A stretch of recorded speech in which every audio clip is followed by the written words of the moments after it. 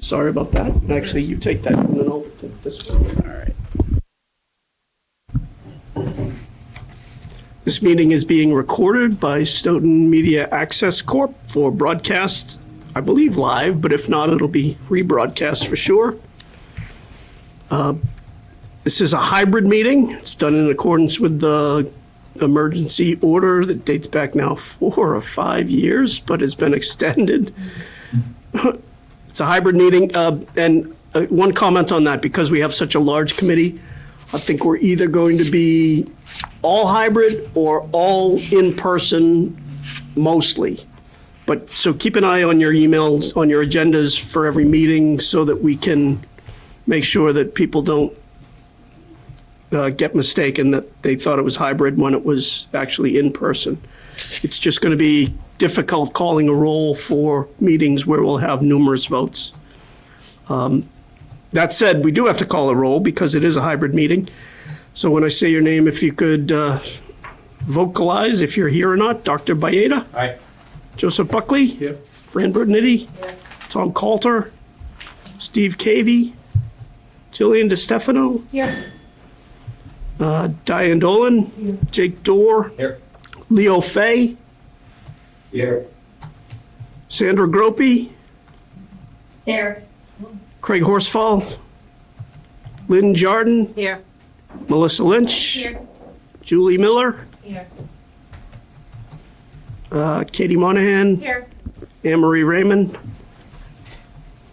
TJ Recupero is here. Dennis Rigo? Here. Mark Tisdale? Joel Wolk? And Pat Yanikoski. Here. Oh, good. Hey, TJ, Yes, Leo. I apologize. I didn't know that the meeting was also being held in the conference room.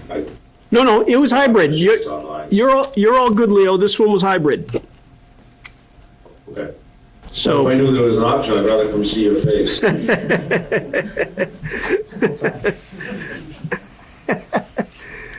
So first item on the agenda, strike that. Second item on the agenda is public comment. This is the period of the meeting where we open the floor up to the public to address the committee with any comments or questions. Typically not something we can discuss because of the open meeting law at that particular meeting, but if it's germane to the committee's business, something that we will certainly consider for a future agenda. Is anybody here who wishes to say anything or comment to the committee? Hearing no one. Anybody online who wishes to speak? Hearing no one there either. Moving on to item 2, approval of minutes. And we have 2 sets that we're a little behind on. That's my fault because I took them off the agenda last time. But March 19th, 2025 and April 30th, 2025. Why don't we take those in order? Has everybody reviewed the meeting of March, the minutes for the meeting of March 19th, 2025? Understanding, of course, there's many people here who wouldn't have been members of the committee at that time. Maybe even April 30th?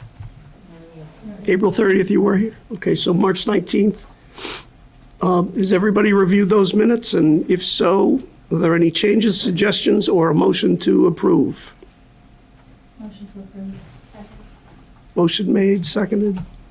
That was Melissa and Katie seconded. Any further discussion? All in favor, say aye.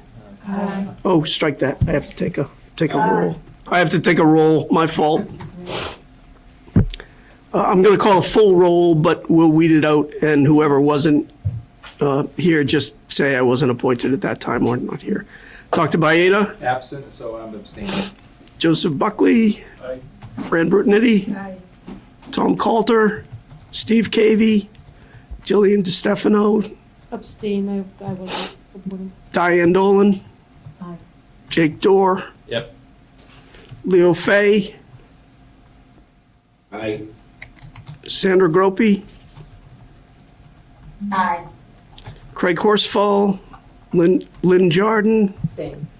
Melissa Lynch, Aye. Julie Miller, Abstain. Katie Monahan, Aye. Anne-Marie Raymond, TJ Recupero is aye, Dennis Rigo, Aye.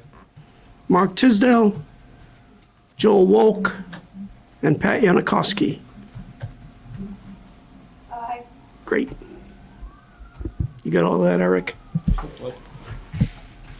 And sorry, we have to do one more of those. We have a few votes tonight, unfortunately, but next up was the meeting of April 30th. Has everybody reviewed those minutes? Does anybody have any changes, comments? And if not, is there a motion to approve? I just have a comment on it. Yeah. Number 7, I know set up small working groups, so I thought there was a communication that was supposed to go out to the larger group with a full list of all of those, what those groups are, because some of us were not here for the high school building committee. There was. No committees were appointed. Actually, the only committee appointed was the CM at Risk Committee. But I was going to send that out, and I hadn't yet.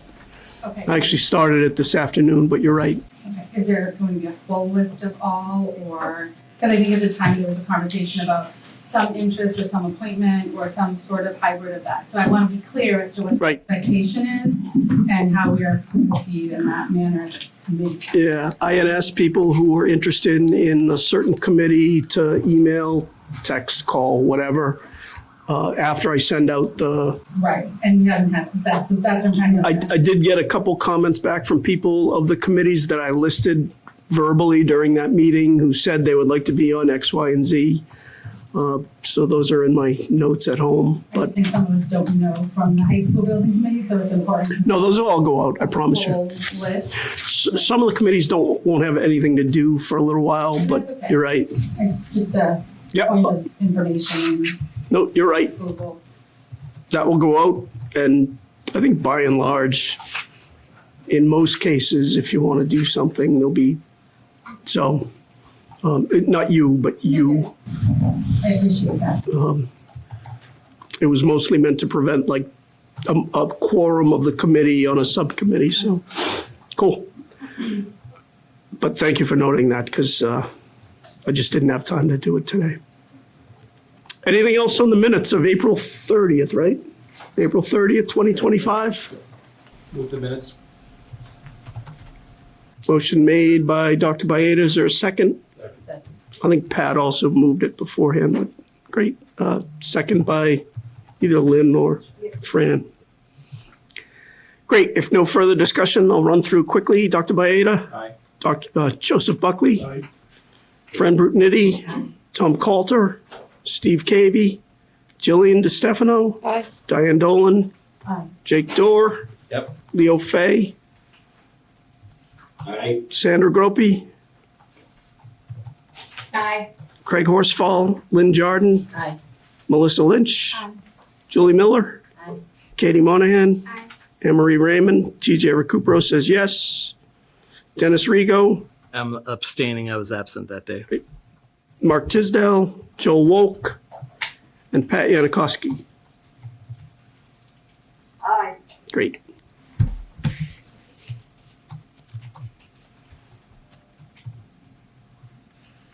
Next up, Eric. Invoice approval. Okay, so Eric sent out a vendor invoice package, which I stupidly printed out, but not this one, because this one's relatively thin compared to what we'll see, but has everybody had a chance to review, Eric or Brian, if you could run through, or Tim? I didn't even see you there. Yep, I'll run through it. So there were 3 invoices. The first is a Vertex invoice for, it's actually April and May, for design development, for $93,250. The second is a DRA invoice for, this is actually the last feasibility study invoice, for $42,146. And then DRA's first design development invoice, which is for $314,730, for a total of $450,126.18. Right, can we take 1 second? Because Melissa makes a good point. Not everybody was on the high school building committee and things aren't familiar to everyone. Can you run through quickly, either you, Eric, Tim, Brian, I don't care who, how your vendor invoice packages are set up? Because there's something that will be in there every month that will give a running total of everything that we've spent to date, Absolutely. as well? If you could run through everything so everybody's aware of what will be in the typical invoice, vendor invoice package. Yeah. And if I just want to, so one of the subcommittees that will be set up is a financial subcommittee that will review and, I mean, if anybody wants to be, I know one person who did say that he wanted to be on it. Fran, I think you'd be good for it. And Anne Marie Raymond probably would be also. But if anybody else has an interest in that, I think Joel will. Joel is the one who reached out and said he would like to. And frankly, Joel goes through invoices in excruciating detail. I'd be happy to have him on that. But so if anybody has an interest in that particular one, just either speak up now or flag me after. And frankly, you know, as long as it's not a huge number of people, God bless you. But go ahead. Sorry. Yeah, so the first page is a summary sheet. We have a few bullet points that summarize basically the whole package. Up here, we have the budget update, invoice listing, new commitments and budget transfers, and some budget revision requests, the current status of those, which is the reimbursement request for that's the transfers with the MSBA. But after the summary sheet, we have the invoice summary list that I just showed, followed by all the invoices on that list broken down. And then we have a budget, if I can find it. So this is our total project budget. And actually this is something that would be good to look at because we've updated this sheet now that we have a full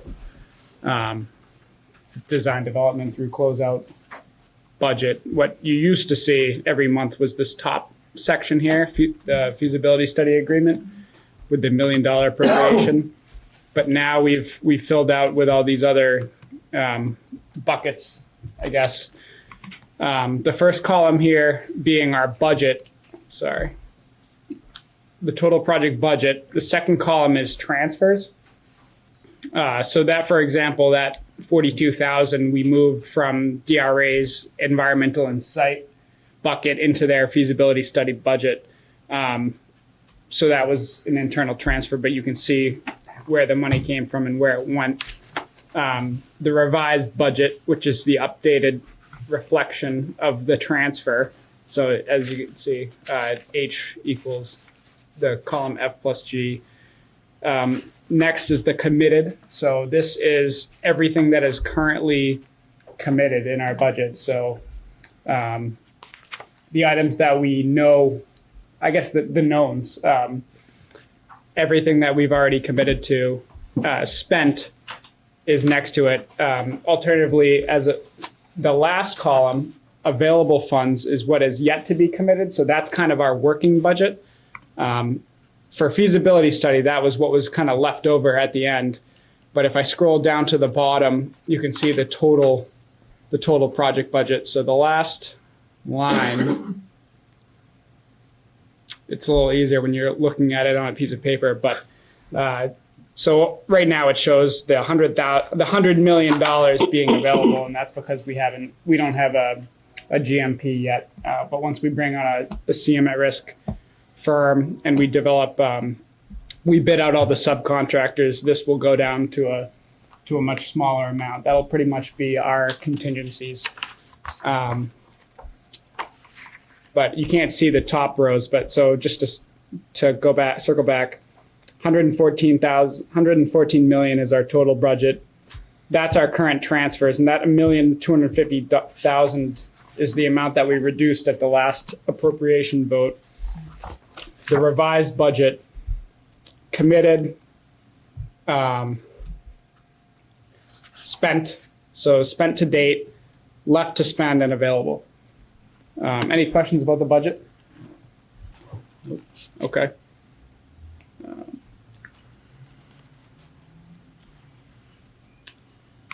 This next, If I could just ask,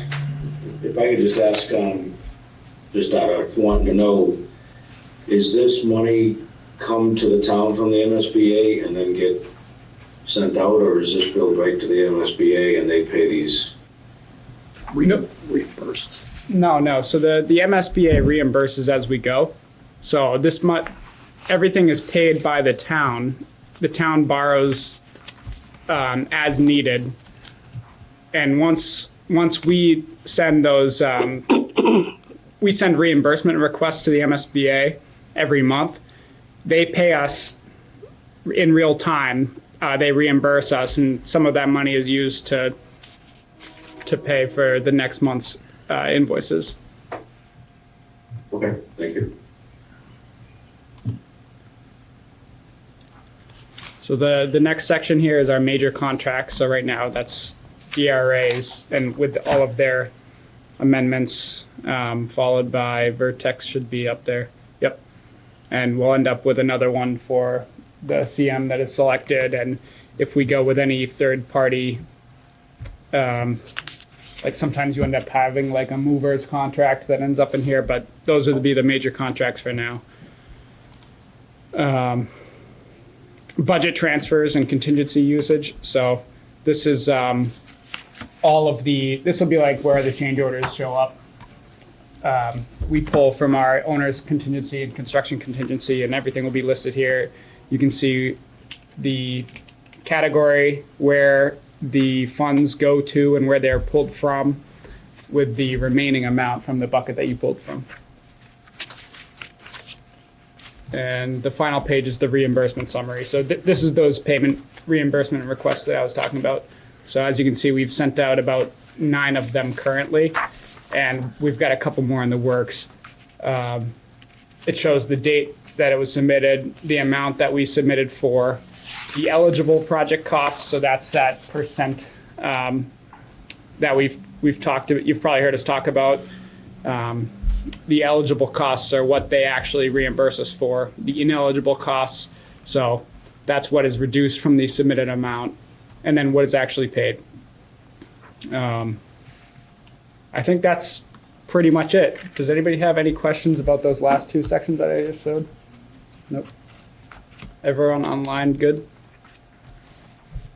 Okay, perfect. That was great. Thank you. So that being said, we have 3 invoices. We have one for Vertex for $93,250. One for that's Vertex invoice number 119-30. Second for DRA, I don't know why I'm reading sideways. PSS 05 invoice number 1 for $42,146. And DRA invoice number 16 for $314,730.18 for a total of $450,126.18. And before a motion on that, so process-wise, after the committee votes, Fran, can you just waive the form? Yeah. So that's a form that will be submitted to the town accountants. The town accountant saying, committee has voted for this. It takes, I don't know, a month or so to process. No, I'll process them tomorrow. Not for you, I mean, Joe, to, you don't have to sign it. Nobody has to sign it. yeah, well, Joe can sign it, because Oh, he's, I'm yeah, sorry, you are on it. You are on it, sorry. yeah. I just didn't want everybody to sign it all the time. I'll process it tomorrow, and then typically the check is ready within 15 days. Oh, cool. Yeah. I think what I was thinking of, they used to go through schools to town, and And that that was was one like- of the first committees Yeah, that right, right. processed the invoices. but Okay. the town- then as Leo asked, then those get paid, then we submit a reimbursement request to MSBA. MSBA sends us back there's more to that, but that's generally unless I missed anything. That's right. Yeah. All right, so is there a motion to approve the vendor invoice package as submitted in the amount of $450,126.18? Or is there any questions or comments, please? Great, so moved by Lynn Jarden, is there a second? Thank you, Joe Buckley. Any further questions or discussion? All in favor, say aye. Oh, roll call, shit.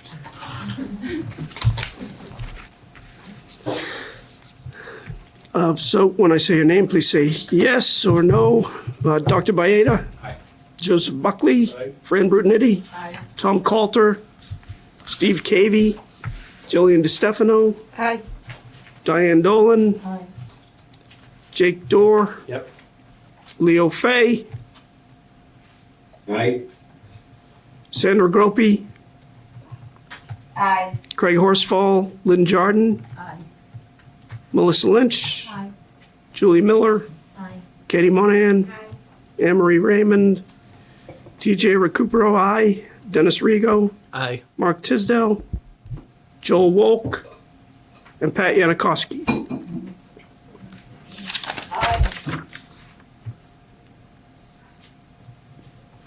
I'll give that back to you. Yes, pass.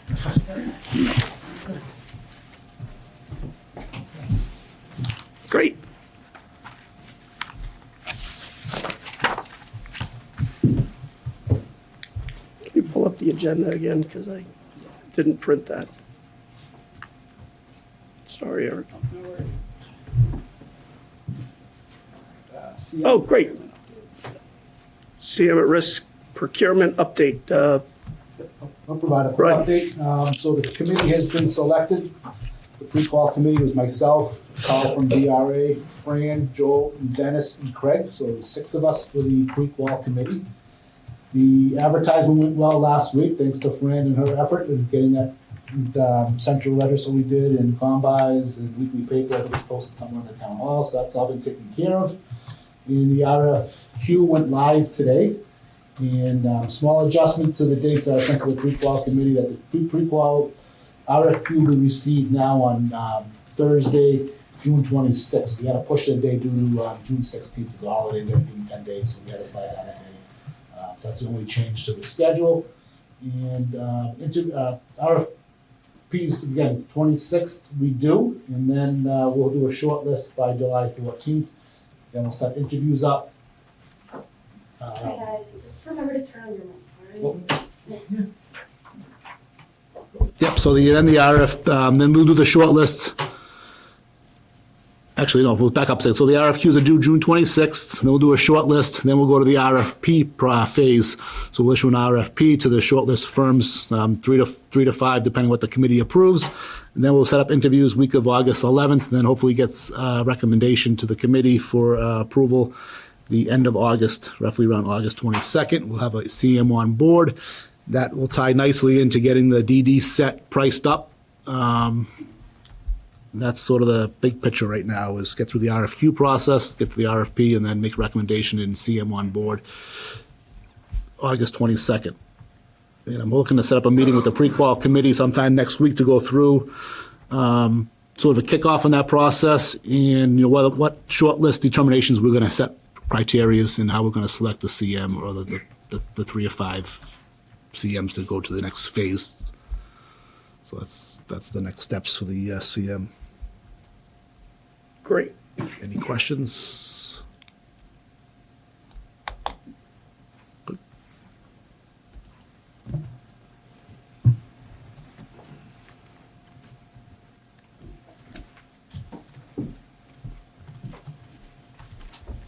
Just scribbling down the.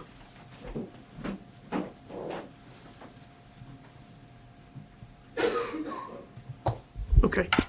No other questions on CM at risk process procurement? If not, move to the next item. There was a call on Monday with the MSBA. Tim? Sure. So I think we mentioned it at the last meeting, but we had a call with the MSBA.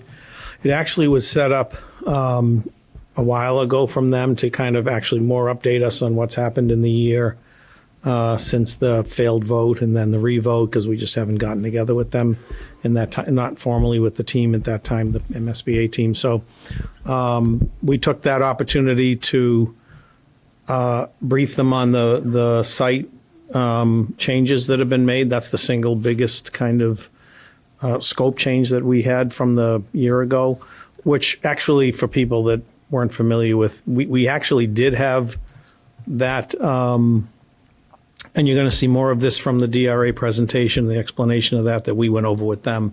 But that was the original plan, and for timing reasons, it didn't come through, so we came back to it. But so this call was, I would say, a typical MSBA call in the sense that they're really not making any kind of determination yet because they need more information. It was really intended to introduce it to them. They were very, I think, we didn't hear anything objecting, so they really want us to kind of follow through with exactly how does the project scope and budget agreement, which is the current agreement Stoughton has with the MSBA until they get a project funding agreement. It's like an interim agreement that, what are there's like 6 or 7 appendix to that. So how do those appendix change with the reduction in cost we've done, the new site plan, and we have to get that to them I think we told them we would have it to them by next week. So we're all set with that. And we'll be able to send that through to them. And, we expect, I don't know exactly, they indicated that probably wouldn't need a board vote, which was good news from the MSBA because they're very busy with their board agendas. So I think we're moving forward. The call went very well in terms of getting them on board to what we need to have happen with that site. So that's kind of the site update. That's kind of the MSBA update. You'll see more about the site in the DRA presentation. Does anyone have any questions about the call or? And actually, Dr. Baeta, TJ, who else was on it? I think, Tom Coulter was on it and Mark Tisdale, so. All right. No other questions? No other questions? Actually, I think they'll all come out in the next Yes, right. agenda item, which is building design updates. Carl, Courtney?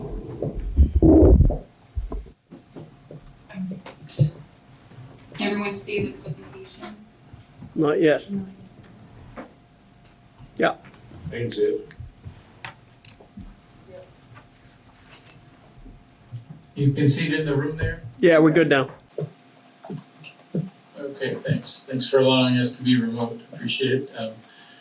Just to bring you up to date, I'll take the first part, sort of on Fano Drive update. We did present to the MSBA the idea or the history that said, this really was our first preferred design when we selected this option of locating the new school on this piece of land on Park Street. We had anticipated trying to work out something with the adjacent right of way and getting access to the site. Back in what was called the preliminary design program phase, I think, or preferred schematic phase maybe. But we recognized that due to MSBA regulations and all that, unless we could work something out definitively, that we couldn't submit that as part of the schematic design because MSBA requires you to have, control of the land that you're proposing, the new school on. So, but that helps them, I think, in their bureaucratic way of thinking that this is not really a change. It's kind of a reversion to the preferred option. They don't like to set precedents there from what we understand, and, but we still have to justify it. And I think they appreciate, like everyone else, that this is a win-win-win for everyone. It's a better plan. It's less money. We've actually quantified that to be over $1 million savings in site work for this option versus the previous option. It's better from a traffic point of view in terms of the intersection at Park Street. It gives us 2 ways in and out of the site for emergency access. Going to the left, the west, let's call it, on Fano Drive out to Sumner Street can be the emergency access. We did have a meeting, I think we might have reported that last month, I don't know, with the fire department and police department to get their agreement on that as well. Last meeting. And we also, slightly reworked the alignment and the pavement and so forth. And from a permitting point of view, we no longer exceed the thresholds that require us to go to a state environmental permitting process. We're not crossing the wetlands with new crossings anymore. We're using an existing crossing, so we have very little impact on wetlands as well. So environmentally, it's a better design. Carl, can I apologize. Yeah. I apologize entirely. I have to stop and do one thing. Because our last meeting was April 30th, and the full building committee isn't aware that the town manager was able to make an agreement for the land swap. So I want to, Okay. that it was my fault entirely. Yeah, so I don't know if we have so the town manager, Mark Tisdale, Dr. Baeta was involved, and several people were involved. And town manager and Mark met with the owners of Fano Drive. Great. Mm-hmm. On a really speedy Go time. ahead, keep going, TJ. Yeah, on a really speedy timetable. You pulled up the picture. Thank you for doing that. So the town manager said, what do you need? It would be great if you could use Fano Drive. Why don't I take a crack at it? He did. He met with them like almost instantaneously. And within maybe a day, and we the working group on the building committee said, we can't sit around and wait until we can make a deal. We have to move quickly. So we set June 1st as a deadline so that we could, of course, bring back to the committee plan revisions that incorporated this. And I'll wrap it up quickly, Carl, I promise. But so they well exceeded the deadline, and within a couple days, they were able to arrange for this. So the owners of Fano Drive also own those lots along Fano Drive, if you can see here. So the concept is they will grant us the title to Fano Drive and those 2 lots, 2 or 3, I forget which, but 3? 3 lots that are shaded in pink there. And in exchange, the town will grant to them about 8 acres, if I remember correctly, of that 15-acre parcel that Carl's moving his cursor around. Or maybe it's Courtney's moving her cursor around. Courtney, yeah. You're right on it. It's A little over 8 acres, and they were happy with that. They signed a memorandum of understanding within a couple days. So there is right now an MOU that's been signed, and there is all the legal components that have to be put together. This, of course, necessitates that a town meeting vote has to be taken in the fall to both grant the land to the owners of Fano Drive and accept the land that they're granting to the town. But that allows us to use Fano Drive now for everything Carl was just explaining. And we didn't have a meeting in May, and that was the problem, because town meeting was going on, and as a result, we didn't get to brief the full committee at that. I don't know, is town meeting still going on? And that just occurred to me that the full committee wasn't aware of that as you were describing it, Carl, so I wanted to stop before we got a slew of questions afterwards. But certainly we can answer questions about that component, but I want Carl to carry on with. Sorry again. That's okay. Thanks, TJ. No, we appreciate that, and we appreciate the efforts, as TJ mentioned, as Tom Coulter, Mark Tisdale, and the whole folks at the town hall, and Joe Baeta making this happen so quickly. It certainly keeps the project moving, from all parties, especially ours.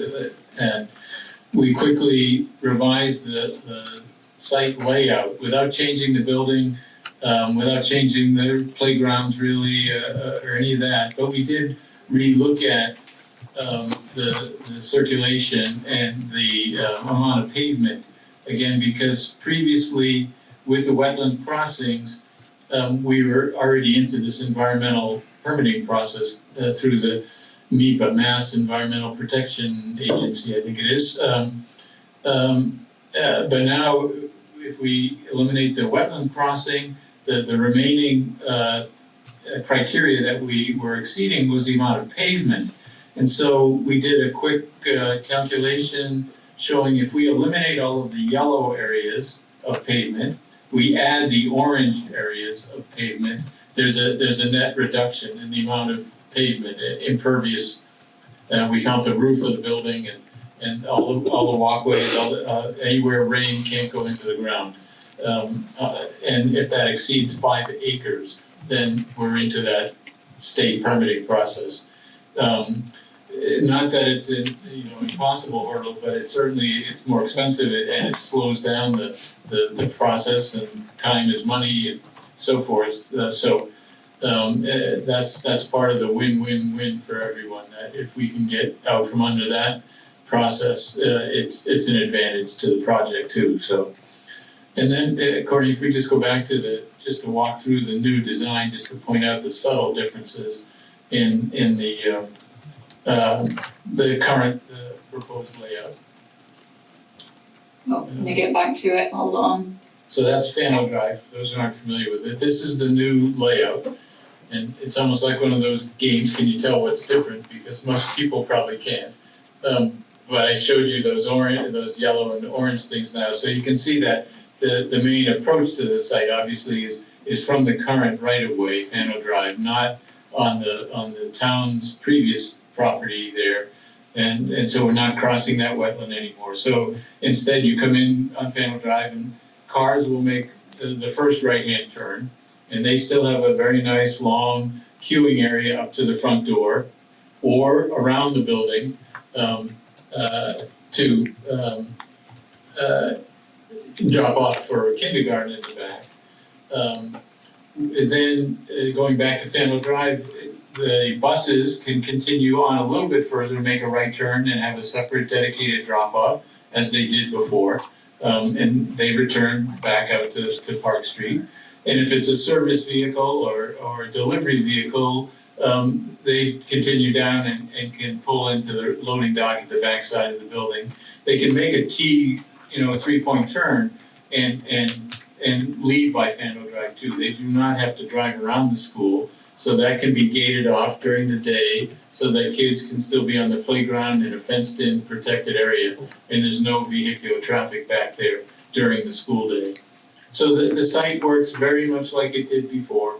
The same exact number of parking spaces are provided. One minor tweak you might notice, next to the blue basketball court, there's no longer a pickleball court there. That saved on some pavement. Not something we absolutely had to do, but I wanted two. Because we are close to the threshold, it seemed to make sense. It could still happen in the future. We can reserve that area, but right now it's not in the program there. Hey, Carl. So those were the tweaks to the arrangement. Mr. Chair, Yes. Carl, this is Joe B. Just for the public, how many bridges are in this new design? Sorry. Yeah. Look at my computer. My battery's Just running want out. that to the There are record. no bridges in this design. No bridges. A little more dramatic than you expected. Yeah. Yes, I just wanted to enter into the record because as we all know, that was a bone of contention on a lot of folks. There are no bridges in this new potential plan. So just enter into the record. Hope you're all right, Carl. I actually like the one bridge. Sorry about It was that. the second bridge that always grated I on. don't want any bridges. Okay, Actually, operating budget, that's I'm good now, thanks. Bridges are beautiful. So, Bridges yeah, of Norfolk that's another County. improvement. Bridges are not just expensive to build, but they're tricky to maintain too over time, as any DPW will tell you. So it's good to get out from under that as well. The other thing, just to point out, we do, intend to use Fano Drive as the continuation of it to the west as the emergency egress, but it will be gated off so that normal day-to-day traffic is not going or coming that way. That's not the intent right now. We intend to improve widen, the rest of Faneuil Drive coming from Park Street, but the rest is drivable, and could be a future project. We did not want to include it in at this time. It still functions. We met with the police and fire. They're amenable with it. So, when going back to that map of the land swaps, or I guess they're both land sales and acquisitions, but if those future parcels are ever developed at the expense of the developers, they may pay to make Faneuil Drive a public street then, so they could connect to those lots beyond the school property. So in the long run, it seems inevitable at some point Faneuil Drive will become a public road from Park Street to Sumner. But that's not part of this project. We're trying to keep this project to truly what's needed for the school. And we think this scope, achieves that now. So everything pink So that's the, is going to be town land, and everything green is going to be DAD LLC land, yes, light green. that's right. Well, we didn't, Except, we didn't highlight their existing Yeah, green and, land right. too, but those other lots all the way out to Sumner are also the DAD LLC property currently. And And- one of them, out on Sumner Street is the door and window plant. But then there's also a landscaping operation that already exists there too, partway down. I think it's the second lot in, so they're already using a portion of Faneuil Drive just to get to that landscaping lot. But if they were ever to develop the green area, the light green area, no doubt a new road would have to be developed, and including making Faneuil then at that time a through street.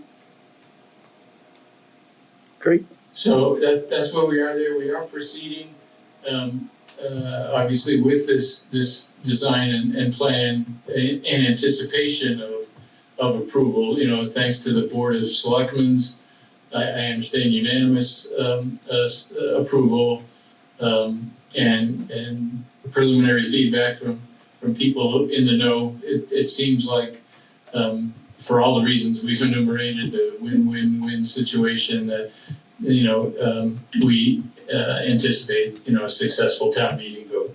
So, technically you could say we're moving ahead at risk, and that might affect the MSBA's temporary, reimbursement here. They tend to be, bureaucrats who, until the dotted line is signed, they may hold up reimbursements. They didn't say that at the meeting, but that's a possibility when they see the schedule and they see when town meeting is. That's a kind of normal course of action for them. When something is, if we had to go through the MEPA process, for instance, we've had that on another project. They withheld reimbursement while that process was going on because they look at it as something outside of their control. And so as a board of directors, they feel like they can't, justify payments going out to something that might get held up by somebody else. So it's not unusual, but that may happen. So it might mean a couple more months of, we'd have to wait for reimbursement on those activities until, I guess it's October somewhere that the town meeting date is set. So that's before we move on to building design update, any issues there on site? I know it might be a lot of information for some folks hearing it for the first time. Just one note, and this is as much for the public watching at home. The pink lots there on Faneuil Drive, there's a river that runs right from the edge of that lot all the way through those lots. So they're really only good for stormwater management, if nothing else. Tell me if I'm mischaracterizing, Carl. But, I mean, we're No, not... you're right. I mean, the river is the regulations term for it. Most people would call it a stream, but it has protection as a riverfront area that you really can't develop it for like over 100 feet from the bank of the river. So there's not much you can do there. It's in a flood zone for a good portion of it also. So I just wanted to flag that because it makes sense for us to have them for school purposes. And it really, for their purposes, I don't want to speak for the owners, of course, but it was land that they couldn't really build all that well on. So it was a good deal all the way around. So having said that, it's enough of me, Carl. You can continue. Sorry. Okay, well, Courtney, you wanna highlight the building, status, design status? For those of you that are in the working group, you've seen this already. For overall use, so the plan, it's pretty much the same that it was during the schematic design. We're just making a few improvements in various areas. One of the issues that we changed during the early phases of DD is we modified the structure in the cafeteria and student dining area. The timber columns had a little bit of, they were within the space, and if there was a large concert and you had a packed house, you'd have a couple seats that probably wouldn't have a good view of the platform area where students are performing. So structurally, we decided to change that from timber to steel frame in there. And what that does is it changes, it opens the floor plan, but it does change what things look like in the space in terms of having a beam fly across. So you still have the natural light. We would wrap that in gyp and dress it up a little bit in lieu of having exposed steel, but you'll have continuous sight lines through the space. So these are just some rough renderings of current progress to show you that is a different look than what we had originally in the SD. We will still keep warm elements, like the ceiling structure will still be a warm wood. So you still have the same feel, but the aesthetics within the space are a little bit different. All right. We discussed the platform being a space that has, main draw curtain and stage curtains, and it would have coral risers. So the use of this space is also augmented by the risers in front of the platform too, so that provides additional space for students as well. So we just discussed briefly the use of this space and how it was going to be programmed and how many students have to fit there. And let's see, this was just an example of a prior project where we did the same kind of programming for the platform off the dining space. That's up in Georgetown, Massachusetts. TJ, can I ask a question? Yeah, please, Courtney. For the learning stair. Courtney, Lynn has a question. Can I ask a question about the platform? How high is that off the ground? About 30 inches. The one here is also about 30 inches off the ground. The reason I ask is I was curious. So it's I was curious if the risers, when they're collapsed, could be stored underneath in case you needed that space for something else.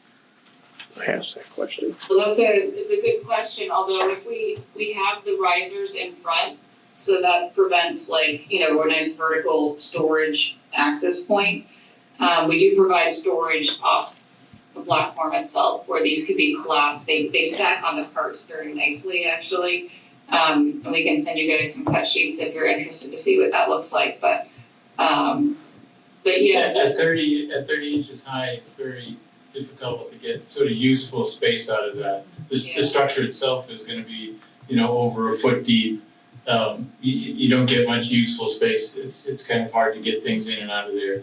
Sometimes at higher stages, at 4 foot high, then you get, some useful space where you can store risers or things like that. But it also has fire protection issues. You get sprinklers under there to keep, it safe and so forth. So we don't often see that in elementary schools.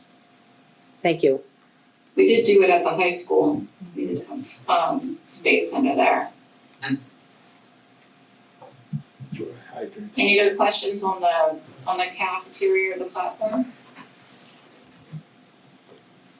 Okay.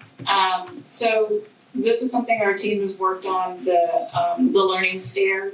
You can see the schematic design image that we rendered on the left.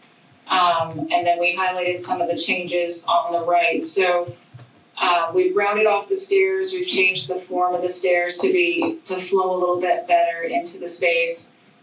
You can see that on one side, you have your standard staircase, with about 6-inch risers. And then you have on the right-hand side, learning stair, where you could fit you could fit a couple classes there for, if you want them for photographs, if you want to have a presentation. We have a projection screen that's coming down within the space that they could use and watch, a presentation or a movie or something.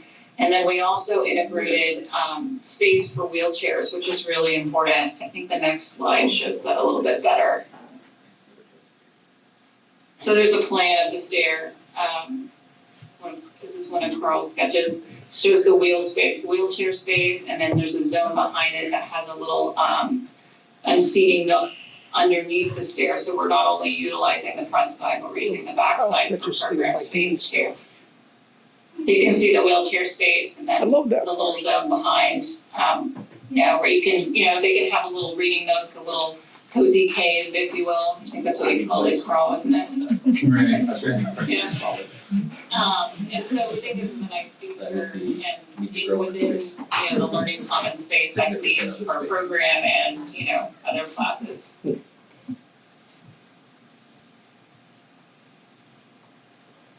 see. I think that is it for design updates for tonight. We're spending our time, obviously, too, during design development. There's a lot of coordination that goes on, so we have weekly or bi-weekly meetings with all our major consultants, structural, mechanical, electrical, technology, site, so forth, to add detail and work things out, obviously, between disciplines. So that's ongoing as well. Great. So can I just ask a question regarding the site That's what we specific? had, I think, TJ. Yeah, Melissa has a question. So just for clarification and just understanding, because I think I'm inferring it from everything been said, but again, for the record, to be clear. So Haynes Road comes off the table as an emergency exit road at this point in time. We haven't said that. And it now becomes the Fano Drive extension from that past the school down to Sumner Street now becomes the emergency exit. Is this that's really the kind of summarized alternative? Okay. Yep. It Unpaved. is, Melissa. Okay. Unpaved. Unpaved. Unpaved. Yeah. Well, paved to whatever extent it is right now. No, that's fine. I just wanted it clear. I don't think we've said it. I don't think it's highlighted. I don't think it went from this one to this one, so to make it very clear to everyone, okay. it's important to just note that. But in the event that this, I'm hopeful, On that I'm sorry. yellow plan that showed the deletions of pavement, that's where it gets highlighted, that whole driveway and the yellow, which is crossing out to Haynes. I think if someone didn't have that and is just listening, it's just not super clear. And then in the event, which I'm hoping that it's the win-win-win situation that we're all kind of on board for. In the event that did not happen, do we have to revert back to the plan? The original plan B is essentially what we're saying. Right now, that's what we would have to do. Okay, I just want to make sure we understand all the contingencies at this point in time, like this is what we're dealing with. We're now going back to our original plan A. And now if that, in the event that doesn't happen, the plan A that was approved by the vote now becomes the, plan again. So if it went to a vote and didn't work. So, okay. Just wanted to be clear. Should be. I don't want to speak out of turn. Should be cheaper too. No, and Which is great. I think Yeah. I think it's a good idea. Yeah. It's obviously what we talked about initially. And we don't have any concerns as far as town expansion and the land in that area. Because I know there's been talk at different times, and that may not be this group, but of using that land to then expand potentially other project types or buildings. There's no kind of limiting ourselves in that type of situation by this. We don't have much land left over after this, but Right, with the trade-off, correct? Okay, I want to be upfront because that's something that has been talked about before when we talked about a condensed fire station, police station, and then when we talked about this school, there's other opportunities. So that window is now potentially Pretty much not available. Not there, okay. And then I definitely appreciated the openness in the cafeteria. That's one thing we had brought up before to make sure the sight lines were quite clear, especially for families and large amounts of family. I mean, so I appreciate that that was incorporated in and very well done. I just wanted to ask though, for the handicap accessibility, is that, you know, kind of integrating the space in for the individuals who may need that, or is it kind of like a side? I just want to make sure that it's very integrative and very much like including them in as part of the community and not on kind of on a side. Melissa, in these kind of situations, the criteria that we try to achieve is that the wheelchair position is sitting shoulder to shoulder with, you know, a colleague within the body of the stairs. And so that does happen at the top and at the bottom of the stairs. There's, you know, people sitting next to you, you're not isolated, you're part of the group. Great. In that regard. And the same at the top with that bench next to the wheelchair. Companion seating can be right there so that people feel part of the group, even though it's on, you know, a step floor stair. It's like in an auditorium, we try to do the same things, that the wheelchair locations are not, you know, isolated, but to the best extent. Obviously, it's hard to be at every level or, you know, an intermediate level in a flight of stairs, but we can get them at the top and we can get them at the bottom, well integrated into the whole seating area. Excellent, thank you. Leo had to And of course, drop there off, is an elevator so. in the building. Great. Any other questions on the design changes? I should say, so given that we have so many new members of the committee, I don't want to commit anybody to more time than when they already have, but I mean, would it be helpful before, when I say before next meeting, like an hour before next meeting, that people who are new to the committee have a briefing opportunity for everything that went into the project to this point, so that I'm getting a lot of nods around the, I mean, it can be a Zoom meeting, so, I feel bad that we're going through something that had almost 3 years worth of design go into it, and that you guys are being called to make decisions on things that were made by others or a smaller group of others. So maybe we can set something up like that, and I'll talk with Carl, Courtney, Tim, Brian, Eric, and everyone else, and we can set up maybe just a Zoom presentation so that you can all. Sure. We love talking about our buildings. Yeah. Well, if it's a quorum of the committee, we'll have to post it, so it will be posted, and we would probably have a public forum sometime in the fall anyway. So, but I'll set something like that out, and we'll send out a notice just so everybody who has questions can get fully caught up to speed if you're not, because it's a ton of information to throw at people. I appreciate that. So TJ, I appreciate that, because I have a slew of questions, but I didn't want to throw them at this No, group who's been sitting fire through it away for now. 3 years. Honestly, Oh, no. I'll wait till we have that other group one. Maybe we don't even have to tie it to a meeting, we can do that anytime. We'll send a poll Yeah. out and get who Okay. wants to- Just clarifications, but I'm not going to have everyone sit through it who's already been through it for 3 years. No, I'm happy to do it this way. by all means. I just one example. I remember on the high school project, and I hate to bring that up. I asked Carl once a very stupid question. I said, when he first showed the high school in its design, and I had this picture in my mind of sort of a traditional brick building, and something like what we had. I said, my question was essentially like, how the hell did you come up with that? And the answer was, well, we went around town, we took a bunch of pictures, we noticed around town that town has a predominance of these sort of not columns, but things like this that we see in town's architecture and that we see in the town's architecture. We wanted to have sort of a forward-thinking, progressive design to it that showed. Honestly, you ask them questions and you get an abundance of answers that I sometimes feel bad about all the questions I ask, but it's mostly your fault, Carl and Courtney, because you give answers. So, and the DRA too, by the way, I do the same sort of things with everybody on DRA too. I asked, just this afternoon, I asked Tim to break down numbers on things that, you look at all the numbers and invoices and the processes that you can't, there's no way to digest it all. And these people are only too welcome to any questions to make sure that everybody is on solid footing for the information that they give us. So I just point that out. And on that note, I don't want to get out of the agenda, but I did email late this afternoon a full committee roster. So for anybody who has questions, if you could check it out and make sure that all your info is correctly, and I'll resend out a final. But similarly, if you have any questions for these people, but I will set up some sort of, with them, some sort of skull session on the design.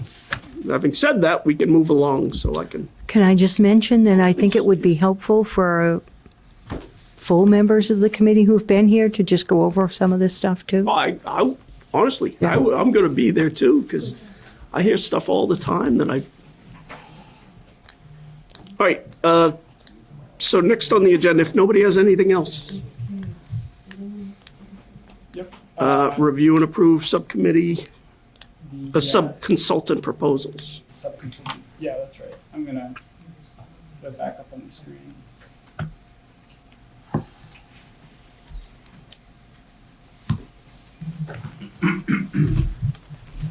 We can run through, we'll run through the IDS proposal and then I'll let DRA speak to the OTO proposal.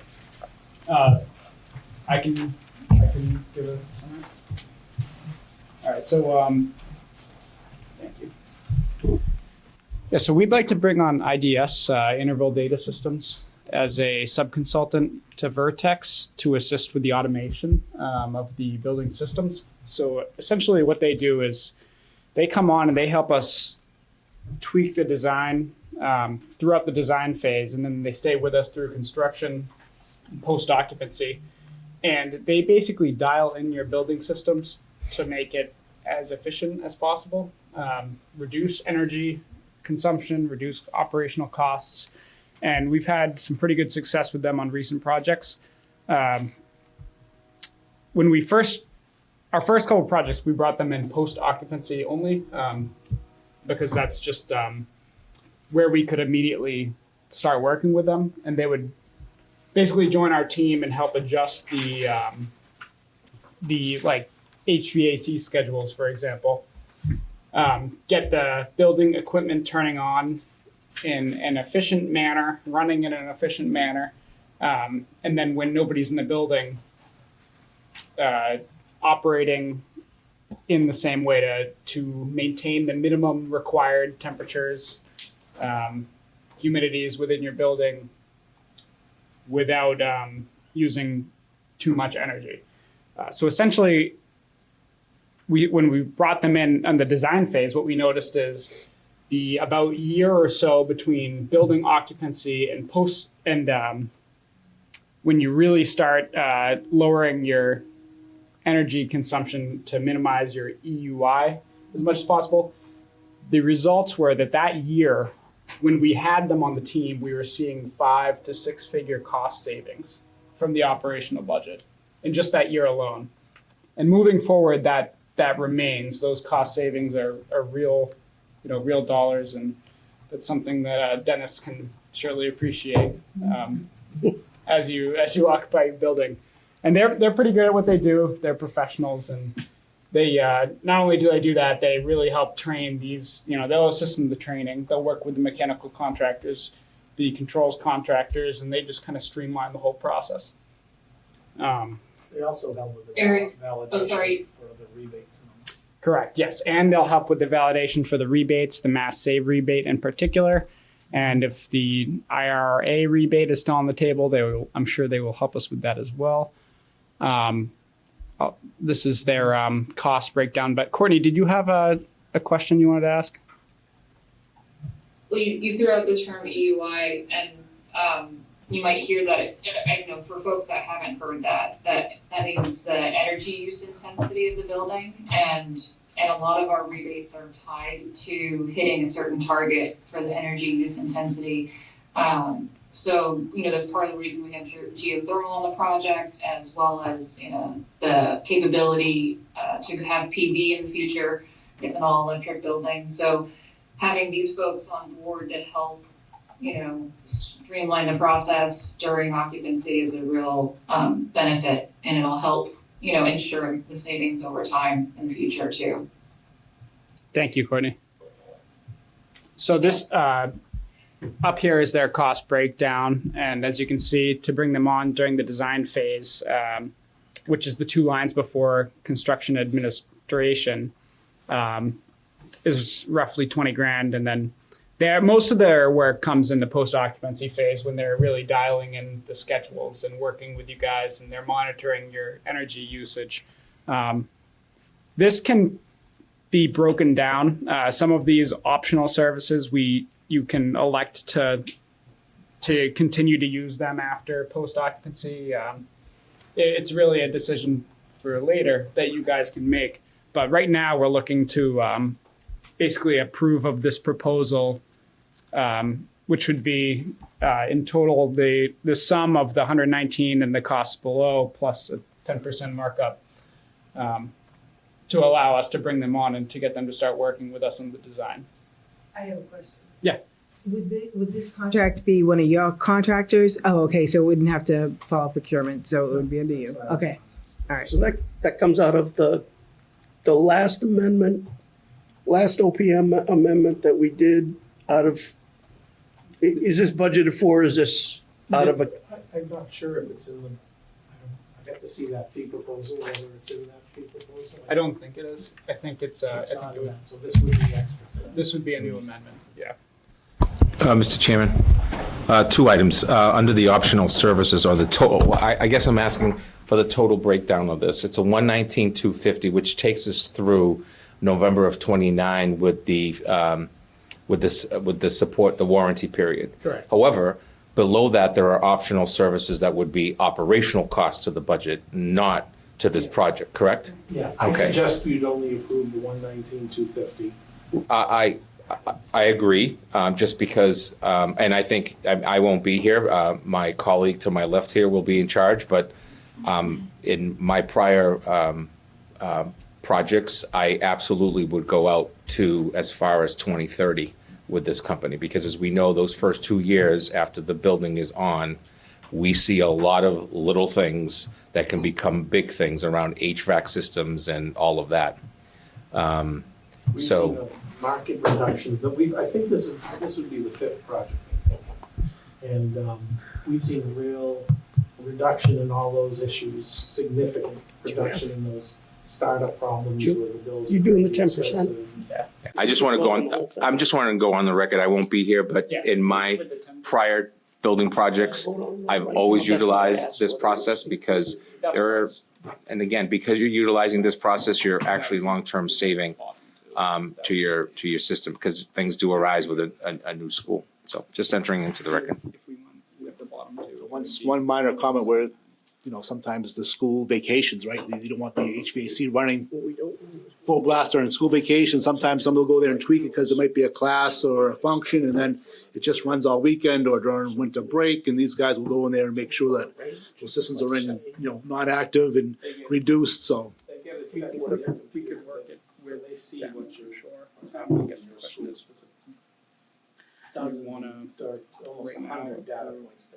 Can I ask a quick question? So I'm thinking back to the high school going live. I'm thinking back to that being 2019 in the summer, right before we had a global pandemic. So there's a 2-year warranty. Is there any coverage in our warranty that if there is the event of something major, crisis, nothing? We've learned something, right? So that delayed full use for over 2 years. So I just was trying to find if there's any protections for us in that way or world, since that just seemed to be the exact timing of the high school where that warranty would run out, and we would then be on the hook, of figuring this all out 2 years later. Just food for thought, or if anybody, Can you say that again? Because I So, was, the I high was doing school- math. that's okay. My I- fault. And I don't know that this is even in fact something, but I'm thinking back when I took a tour of the high school with my 2 young children, and that was in August of 2019, and that was when it opened.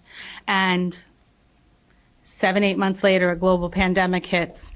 This warranty kicks in for 2 years. We were out for 2 years. I'm not saying that's going to happen again. I'm not trying to catastrophize.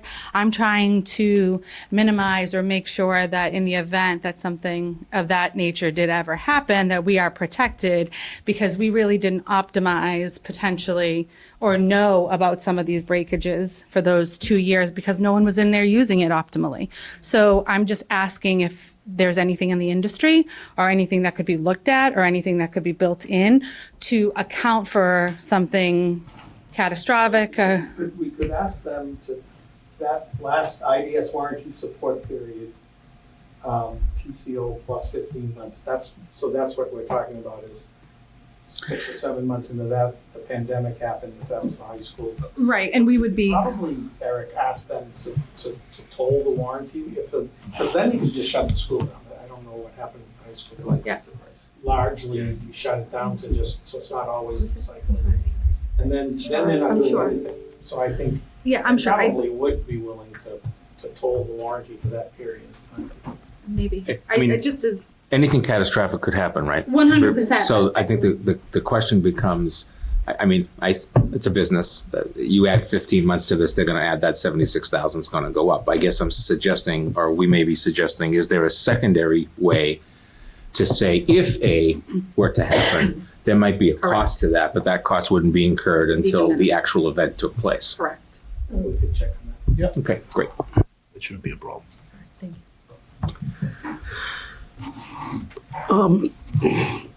So the point, this is what I was doing with Eric a minute ago. So the total here as subconsultant to Vertex comes out to 179,866.50. No, we only go to the 120.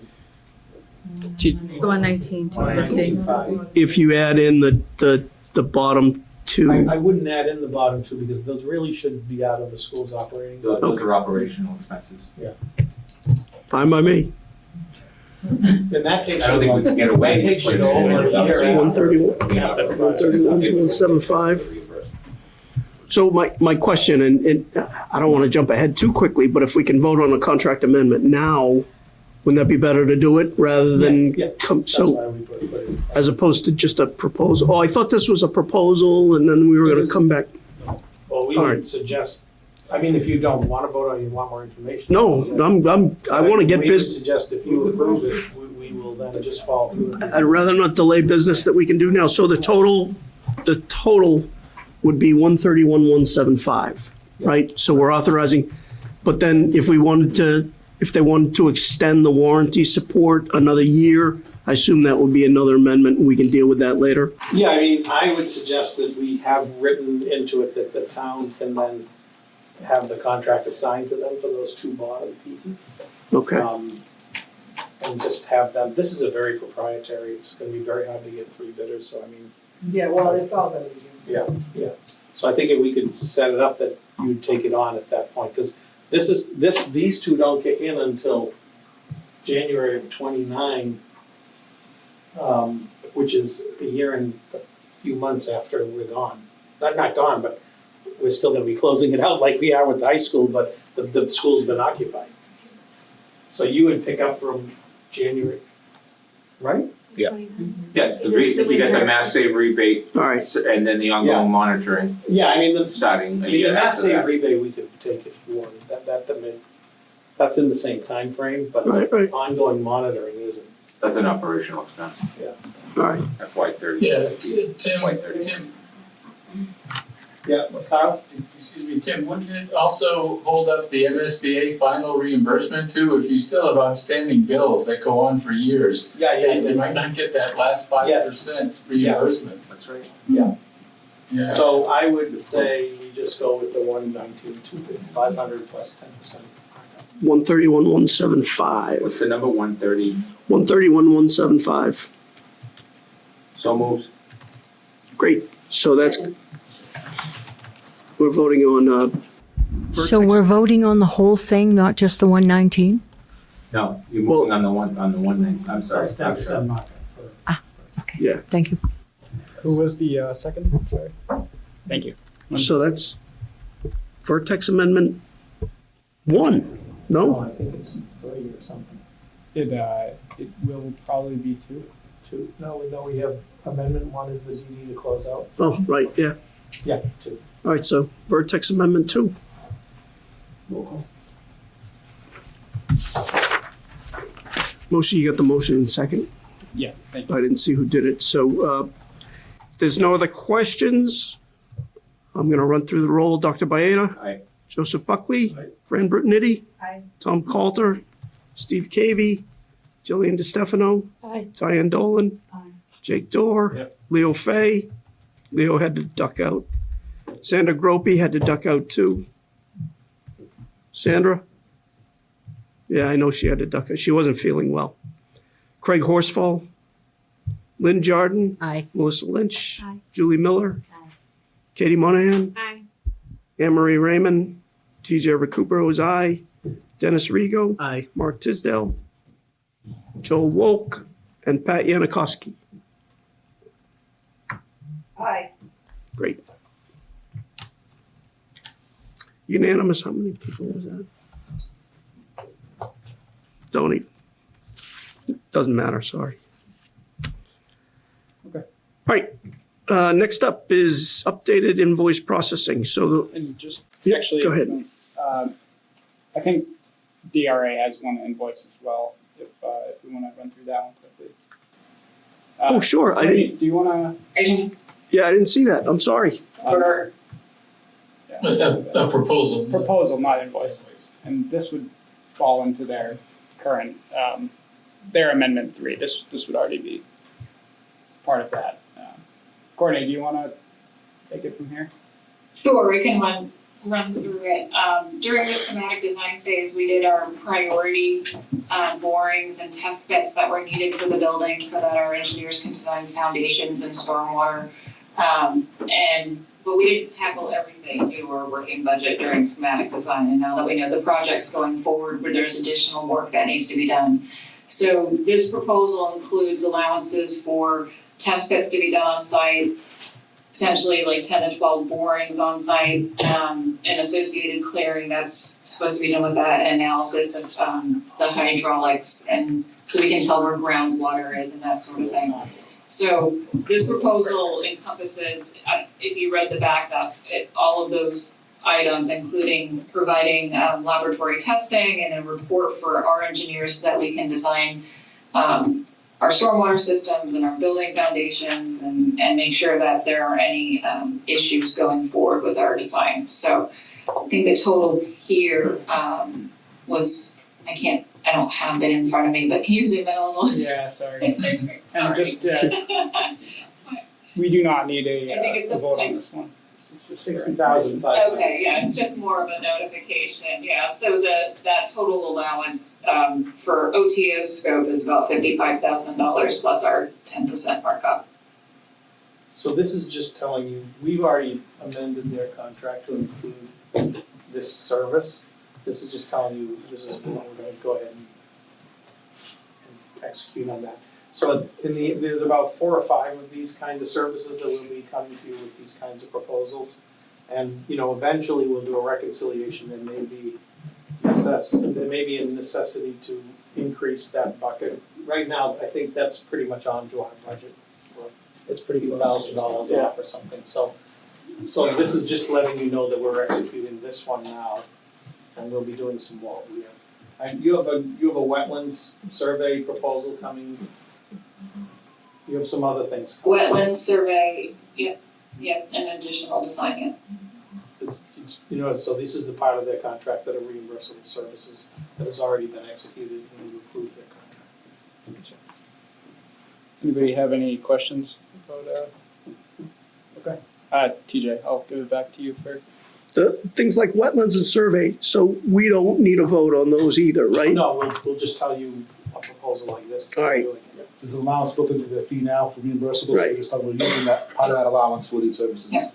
I ask because I know we definitely don't want to hold up anything on those, so. Yeah.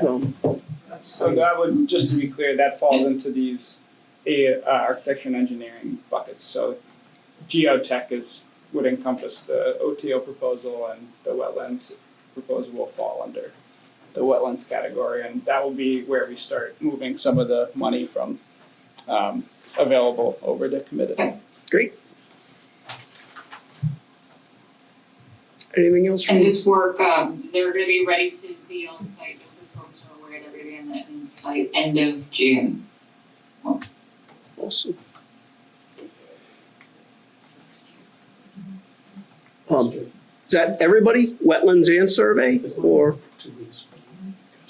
So that's only a week or so away? 2 weeks away, Courtney? For the geotech, the geotech would be end of June and then into early July before the 4th of July. Yeah. Survey would have to be after wetlands. All right. Yeah, surveys after wetland flag. Yeah, that would be. Yeah. So they can locate them on. Right. All right, great. If nothing else on that,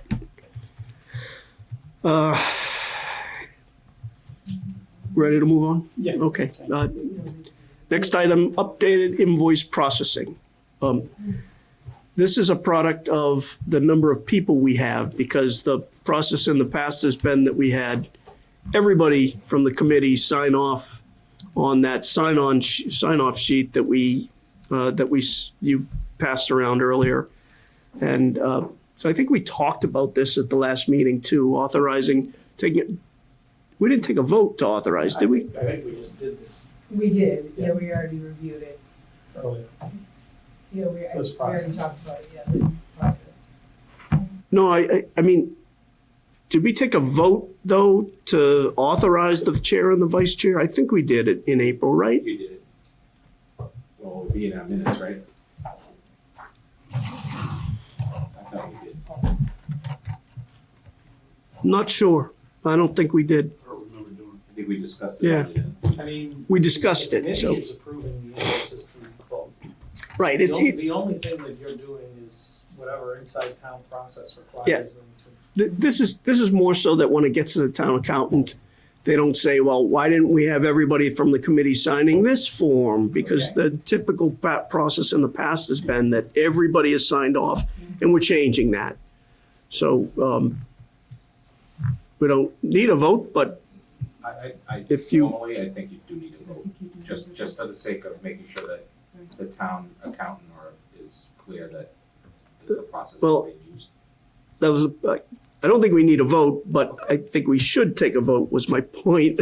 I stopped because it's on the. Shoulda, coulda, woulda. Because it's on the agenda for a vote, so, I mean, and it's the process we did start in the beginning, so. Is there a motion to, Make a motion to authorize the chair or the and vice chair Vice chair to sign off on invoices on behalf of the group. that have been approved by the committee, right? Correct. And that's actually what it says on the form too, is that they've been approved by the committee and the chair or the vice chair can sign, just indicating that to the town accountant or whoever gets to. Great. Motion made second, and I'm gonna run through the roll again.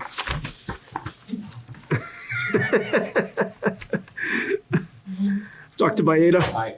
Joseph Buckley. Aye. Fran Brutnetti. Tom Coulter. Oh, Fran. Yeah. Tom Coulter, Steve Cavey, Jillian DeStefano. Aye. Diane Dolan. Aye. Jake Dorr. Yep. Leo Fay. Leo's gone. Sandra Gropey. Sandra's gone. Craig Horsfall. Lynn Jarden. Aye. Melissa Lynch. Aye. Julie Miller. Aye. Katie Monahan. Aye. Anne Marie Raymond. TJ Recupero was aye. Dennis Rego. Aye. Mark Tisdale. Joe Wolk. And Pat Yanikowski. Aye. Great. And the only other item is new business, which is actually just one thing I have in case anybody is related to what I mentioned. We were talking about earlier about setting up some sort of, I wanted to ask anybody if you have any vacations for in the next month or so that we want to work around. So it's speak up now, otherwise we'll work out a date and. Cool. All right, anything else for new business? Just a quick request. Is there any way possible to have a shared drive location from some of the subcommittee meetings that will or are going to happen without breaking like an open meeting law issue No, type we of can do thing? that. That's just, I know there's obviously the documents for the meeting, but there's some information that we could just be briefed on ahead of time and expedite some of this, I think would be helpful to just click into or check or know where to go and bookmark. So if that's possible, I would welcome a link so that I can get myself up and running and educated on where the other hands are moving throughout this process. I missed some of that, maybe just to get a link ahead of time with the package. No, so what I'm asking for is some of these subcommittees are meeting separately. Is there a shared drive that could be used by Oh, I the see, building yeah. committee? Not necessarily, just so we can get briefings or not briefings, but just quick overviews so we can expedite some of these Access. questions and access. Yeah, we- Without breaking an open meeting law or any issue. Yeah, it's all Yeah. public. We can do that. That would be very helpful. We need to talk to Mary about sending them a SharePoint or something. Yes. Cool. Anything else? If not, is our motion to adjourn? Just as one final indignity, I have to run through the roll one more time. Motion made, seconded, Dr. Baeta. Aye. Joseph Buckley. Fran Bertnitti. Tom Coulter. Steve Cavey. Jillian DeStefano. Diane Dolan. Jake Dorr. Leo Fay. Sandra Gropey. Craig Horsfall. Lynn Jarden. Melissa Lynch. Julie Miller. Katie Monahan. Anne Marie Raymond. TJ Recupero was aye. Dennis Rigo. Mark Tisdale. Joel Wolk. And Pat Yanikowski. Fantastic.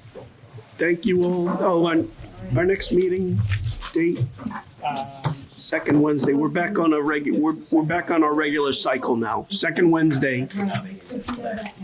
Yeah, July 9th. July 9th.